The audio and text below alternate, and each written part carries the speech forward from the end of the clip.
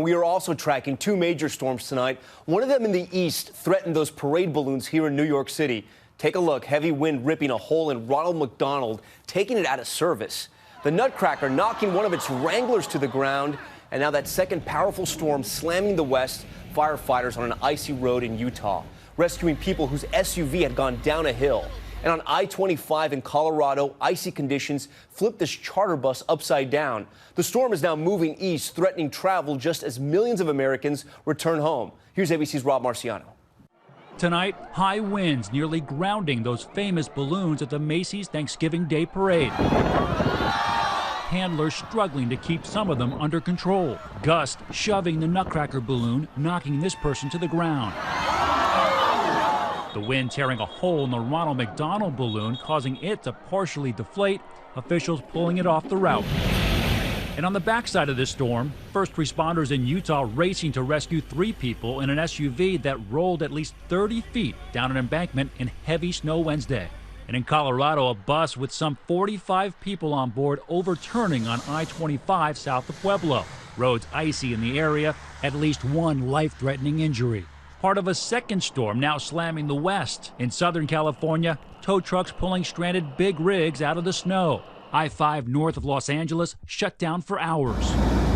Driving treacherous on the 15 freeway north of San Bernardino. Coming up the pass, the 15 here was a lot of hydroplaning and a lot of stop and go. Both storms delaying more than 5,500 flights Wednesday alone.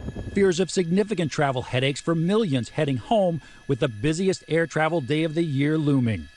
That's the big unknown right now. Rob joins us live from just north of New York City. Rob, that new storm moving out of the west could mean trouble for people heading home after this holiday.